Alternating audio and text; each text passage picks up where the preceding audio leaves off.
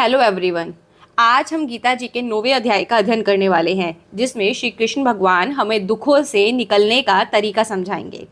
श्री भगवान बोले, तुम दोष दृष्टि रहित भक्त के लिए इस परम गोपनीय विज्ञान सहित ज्ञान को पुनः भली भांति कहूंगा, जिसको जानकर तू दुख रूप संसार से मुक्त हो जाएगा।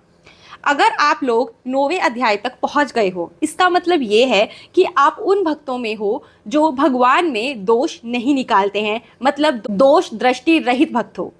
इसीलिए भगवान आप लोगों को एक ऐसा गोपनीय विज्ञान बताएंगे जिसके द्वारा आप संसार के दुखों से मुक्त हो जाओगे। यह विज्ञान सहित ज्ञान सब विद्याओं का राजा, सब गोपनीयों का राजा, अति पवित्र, अति उत्तम, प्रत्यक्ष फल वाला, धर्मयुक्त साधन करने में बड़ा सुगम और अविनाशी है। हे परंतप, इस उपयुक्त धर्म में श्रद्धा रहित पुरुष मुझको ना प्राप्त होकर मृत्यु रूप संसार चक्र में भ्रमण करते रहते हैं। यहाँ पर भगवान श्री कृष्ण कह रहे हैं, जो मैं तुम्हें ज्ञान बताने वाला हूँ ना, वो बहुत गोपनीय है और सभी विद्याओं का राजा कहा जाता है। बहुत ज्यादा उत्तम फल देने वाला है, धर्मयुक्त है और बहुत आसान भी है। लेकिन जो श्रद्धा रहित पुरुष है ना, वो इस विद्या के द्वारा भी मुझको प्राप्त नहीं कर पाएगा और जो मृत्यु रूप संसार है ना, इसी के चक्कर लगाता रहेगा। मुझ निराकार परमात्मा से यह सब जगत जल से बर्फ के सदृश परिपूर्ण है और सब भूत मेरे अंतर्गत संकल्प के आधार स्थित है, किंतु वास्तव में मैं उनमें स्थित नहीं हूँ। श्री कृष्ण भगवान जी कह रहे हैं, जो सब चीजें हैं ना, सब मेरे में स्थित है, लेकिन मैं उनमें स्थित नहीं हूँ। वे सब भूत मुझ में स्थित नहीं है, किंतु मेरी ऐश्वर्य योग शक्ति को देख कि भूतों का धारण पोषण करने वाला और भूतों को उत्पन्न करने वाला भी मेरा आत्मा वास्तव में भूतों में स्थित नहीं है। जैसे आकाश से उत्पन्न सर्वत्र विचरने वाला महान वायु सदा आकाश में ही स्थित है, वैसे ही मेरे संकल्प द्वारा उत्पन्न होने से संपूर्ण भूत मुझ में स्थित है, ऐसा जान। हे अर्जुन, कल्पों के अंत में सब भूत मेरी प्रकृति को प्राप्त होते हैं, अर्थात प्रकृति में लीन होते हैं, और कल्पों के आदि में उनको मैं फिर रचता हूँ। अपनी प्रकृति को अंगीकार करके स्वभाव के बल से पर्यंत हुए संपूर्ण भू समुदाय को बार बार उनके कर्मों के अनुसार रचता हूँ। हे अर्जुन, उन कर्मों के आसक्ति रहित और उदासीन के सदृश स्थित मुझ परमात्मा को वे कर्म नहीं बांधते। हे अर्जुन, मुझ अधिष्ठाता के साकाश से प्रकृति चराचर सहित सर्व जगत को रचती है और इस हेतु से ही यह संसार चक्र घूम रहा है। मेरे परम भाव को ना जानने वाले मूढ़ लोग मनुष्य का शरीर धारण करने वाले मुझ संपूर्ण भूतों के महान ईश्वर को तुच्छ समझते हैं, अर्थात अपनी योग माया से संसार के उद्धार के लिए मनुष्य रूप में विचरते हुए मुझ परमेश्वर को साधारण मनुष्य मानते हैं। वे व्यर्थ आशा, व्यर्थ कर्म, व्यर्थ ज्ञान वाले विक्षिप्त चित्त अज्ञानी जन राक्षसी, आसुरी, मोहिनी प्रकृति को ही धारण किए रहते हैं। परंतु हे कुंती पुत्र, दैवी प्रकृति के आश्रित महात्मा जन मुझको सब भूतों का सनातन कारण, नाश रहित अक्षर स्वरूप जानकर अनन्य मन से युक्त होकर निरंतर भजते हैं। श्री कृष्ण भगवान जी यहाँ समझा रहे हैं कि जो दैवी प्रकृति के लोग होते हैं ना, वो इस बात को भली भांति समझते हैं कि मैं ही सृष्टि का निर्माण करने वाला हूँ, उसको चलाने वाला हूँ, उसका अंत करने वाला हूँ। वे दृढ़ निश्चय वाले भक्तजन निरंतर मेरे नाम और गुणों का कीर्तन करते हुए तथा मेरी प्राप्ति के लिए यत्न करते हुए और मुझको बार बार प्रणाम करते हुए सदा मेरे ध्यान में युक्त होकर अनन्य प्रेम से मेरी उपासना करते हैं। श्री कृष्ण भगवान जी यहाँ कह रहे हैं, जो मेरे भक्तजन होते हैं ना, वो दृढ़ निश्चय करके मेरे नाम और मेरे गुणों का कीर्तन करते हैं और वो बार बार मुझे पाने की कोशिश करते हैं। वो मुझको बार बार प्रणाम करते हैं, हमेशा मेरे ध्यान में रहकर और प्रेम भाव से मेरी उपासना करते हैं। दूसरे योगी जन मुझ निर्गुण निराकार ब्रह्म का ज्ञान यज्ञ के द्वारा अभिन्न भाव से पूजन करते हुए भी मेरी उपासना करते हैं और दूसरे मनुष्य बहुत प्रकार से स्थित कुछ विराट स्वरूप परमेश्वर की पृथक भाव से उपासना करते हैं। यहाँ पर श्री कृष्ण भगवान जी ये कह रहे हैं कि कुछ लोग मेरे निर्गुण और निराकार रूप की पूजा करते हैं, उसी की उपासना करते हैं, और कुछ दूसरे ऐसे भी लोग होते हैं जो किसी एक मूर्त में मेरे को देखकर और फिर मेरी उपासना करते हैं। क्रतु मैं हूँ, यज्ञ मैं हूँ, स्वधा मैं हूँ, औषधि मैं हूँ, मंत्र मैं हूँ, घृत मैं हूँ, अग्नि मैं हूँ, हवन युक्त क्रिया भी मैं ही हूं। इस संपूर्ण जगत का धाता अर्थात धारण करने वाला और कर्मों के फल को देने वाला, पिता माता पितामह जानने योग्य पवित्र ओंकार तथा ऋग्वेद सामवेद यजुर्वेद भी मैं ही हूं। यहाँ पर श्री कृष्ण भगवान जी ये कह रहे हैं कि निर्गुण निराकार मानकर मेरी उपासना में लगे रहो, चाहे मुझे किसी प्रतिमा में किसी रूप में ढालकर मेरी पूजा उपासना करो, सब में मैं ही हूं। यज्ञ में मैं हूं, औषधि में मैं हूं, मंत्र में भी मैं हूं, अग्नि में हूं, हवन में हूं, तो हर जगह पर मैं हूं, चाहे आप मेरी किसी भी रूप में उपासना करो। माता पिता मेरे को ही मानकर चलो, क्योंकि इस जगत को धारण करने वाला और आपको आपके कर्मों के अनुसार फल देने वाला भी मैं ही हूं। जो हमारे वेद है, ऋग्वेद सामवेद यजुर्वेद, वो भी मैं ही हूं। पवित्र ओंकार शब्द, वो भी मैं ही हूं। पीछे श्री कृष्ण भगवान ने कहा था ना, योग में बैठकर ओंकार शब्द का उच्चारण करने से आप मुझको प्राप्त कर जाओगे, तो यहाँ पर वो कह रहे हैं कि वो शब्द भी मैं ही हूं। प्राप्त होने योग्य परम धाम, भरण पोषण करने वाला, सबका स्वामी, शुभाशुभ का देखने वाला, सबका वास स्थान, शरण लेने योग्य, प्रत्युपकार, ना चाहकर हित करने वाला, सबकी उत्पत्ति प्रलय का हेतु, स्थिति का आधार, निधान और अविनाशी कारण भी मैं ही हूं।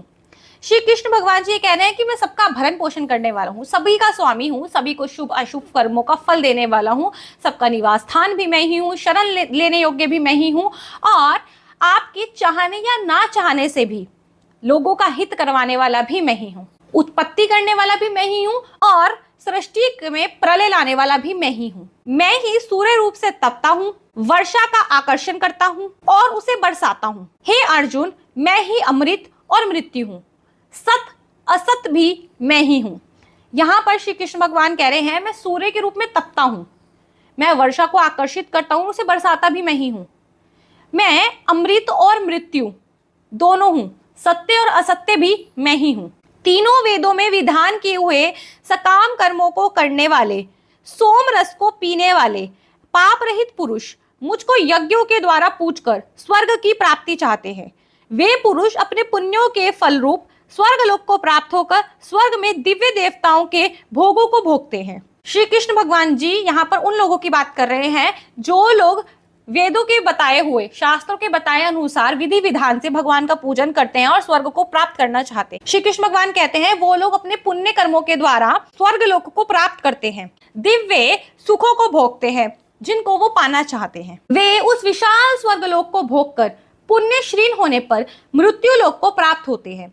इस प्रकार स्वर्ग के साधन रूप तीनों वेदों में कहे हुए सकाम कर्म का आश्रय लेने वाले और भोगों की कामना करने वाले पुरुष बार बार आवागमन को प्राप्त होते हैं, अर्थात पुण्य के प्रभाव से स्वर्ग में जाते हैं और पुण्य श्रीन होने पर मृत्यु लोक में आते हैं। यहाँ पर श्री कृष्ण ने बिल्कुल क्लियरली बताया है कि अगर आप वेदों के बताए अनुसार कर्मों को करते हो तो आप सीधा स्वर्ग की प्राप्ति करते हो। कब तक आप स्वर्ग में रहोगे? जब तक आपके अच्छे कर्मों का फल बना रहेगा। जिस दिन आपके अच्छे कर्म खत्म हो गए उस दिन आप वापिस इसी मृत्यु लोक में आओगे। और यहाँ पर हमें एक और चीज समझ में आती है कि हम कहते हैं ना हमारे बुरे कर्मों का फल हमें नरक में जाकर मिलेगा, तो यहाँ पर नरक का तो कोई जिक्र ही नहीं है। उन्होंने सीधा ये बोला कि अच्छे कर्म करोगे तो स्वर्ग में जाओगे, बुरे कर्म करोगे तो वापस इसी पृथ्वी लोक पर आओगे, इसी मृत्यु लोक में आओगे। तो इसका मतलब ये है कि पाप करने के बाद जो भी हमारे साथ बुरा होने वाला है ना वो इस मृत्यु लोक में ही हो जाएगा हमारे साथ, उसके लिए किसी नरक में जाने की जरूरत नहीं है। जो अनन्य प्रेमी भक्तजन मुझ परमेश्वर को निरंतर चिंतन करते हुए निष्काम भाव से भजते हैं, उस नित्य निरंतर मेरा चिंतन करने वाले पुरुषों को योग श्रेय में स्वयं प्राप्त हो जाता हूं।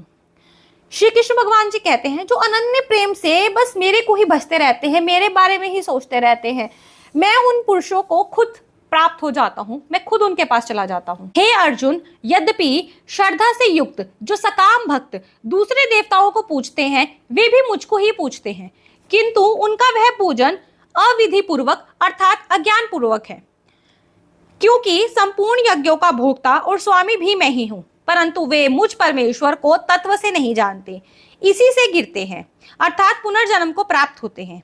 देवताओं को पूजने वाले देवताओं को प्राप्त होते हैं, पितरों को पूजने वाले पितरों को प्राप्त होते हैं, भूतों को पूजने वाले भूतों को प्राप्त होते हैं, और मेरा पूजन करने वाले भक्त मुझको ही प्राप्त होते हैं, इसलिए मेरे भक्तों का पुनर्जन्म नहीं होता। श्री कृष्ण भगवान जी यहाँ पर ये कह रहे हैं कि जो जिसकी पूजा करता है ना वो उसको प्राप्त हो जाता है। ये पिछले अध्याय में भी उन्होंने समझाया था हमारे को कि अगर तुम देवताओं की पूजा करोगे तो देवताओं को प्राप्त होगे, अगर पितरों की पूजा करोगे तो पितरों को प्राप्त होगे, भूतों की पूजा करोगे ना, जो तांत्रिक लोग होते हैं तो वो भूतों को ही प्राप्त होते हैं, और अगर तुम मेरा पूजन करोगे ना तो तुम मुझको ही प्राप्त होगे।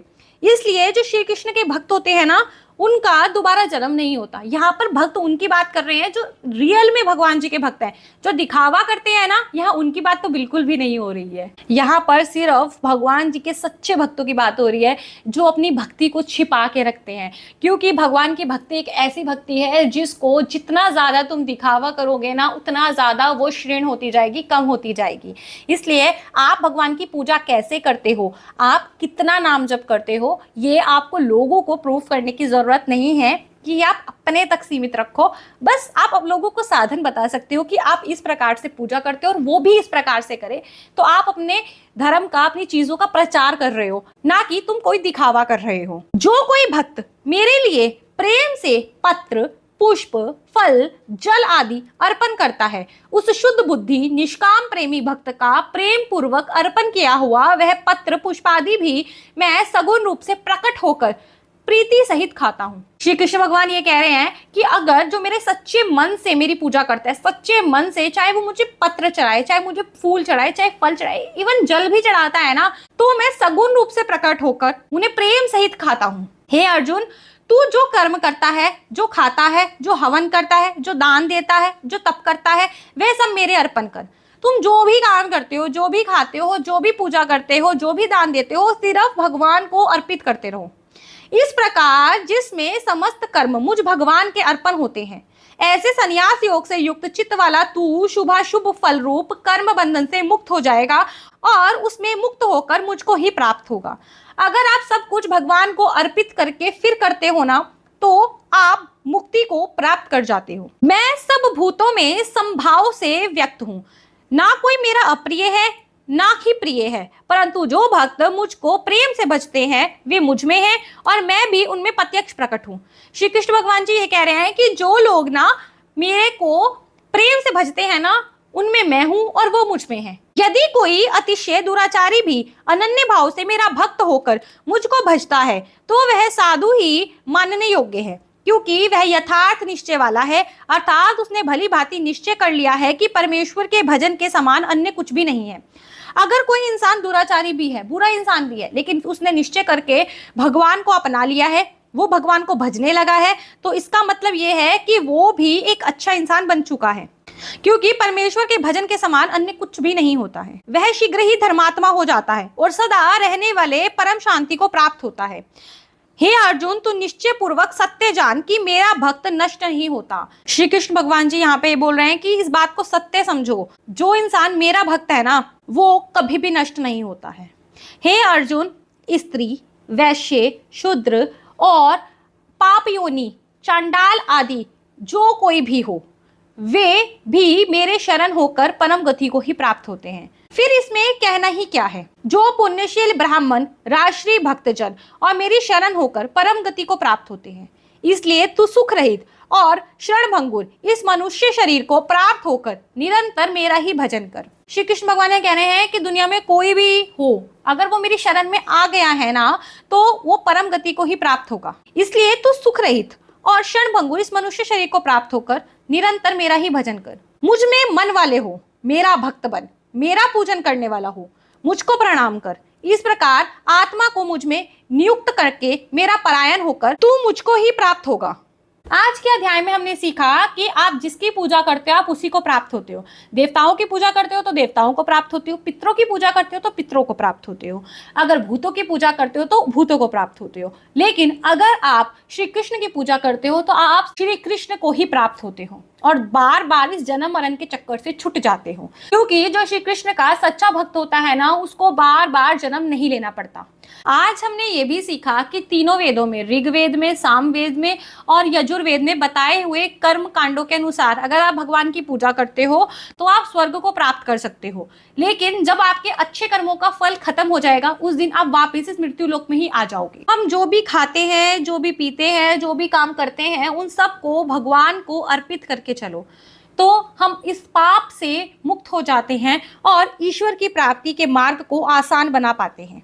इसीलिए इस जो क्षणभंगुर संसार में हमारा मनुष्य जन्म हुआ है ना, उसमें हमें भगवान का भजन करना चाहिए, भगवान को पाने की कोशिश करनी चाहिए। क्योंकि अगर हम मन लगाकर सच्चे दिल से भगवान की पूजा करते हैं, भगवान को प्रणाम करते हैं, तो हम भगवान को ही प्राप्त हो जाते हैं। आपने ध्यान दिया, हमने आज एक और चीज सीखी कि छोटा बड़ा, स्त्री पुरुष, जाति पाति, यहाँ पर इन सब चीजों को भगवान नहीं मानते। भगवान तो उन सभी को स्वीकार करते हैं जो सच्चे मन से भगवान को पूजते हैं। और हम लोग इन सब चीजों में उलझ कर रह जाते हैं, क्योंकि ये सब चीजें हम लोगों के द्वारा बनाई गई हैं, ना कि भगवान के द्वारा। इसीलिए हमको भगवान की प्राप्ति के लिए कोशिश करनी चाहिए, ना कि इन जाति पाति के बंधनों में बंधना चाहिए। आई होप ये अध्याय आपको अच्छे से समझ आ गया होगा। अगर ये अध्याय आपको अच्छे से समझ आ गया है तो इस वीडियो को लाइक कर देना, शेयर कर देना। चैनल पर पहली बार आए हो तो इसे सब्सक्राइब किए बिना बिल्कुल मत जाना। मिलते हैं कल 10वें अध्याय के साथ। तब तक के लिए राधे राधे।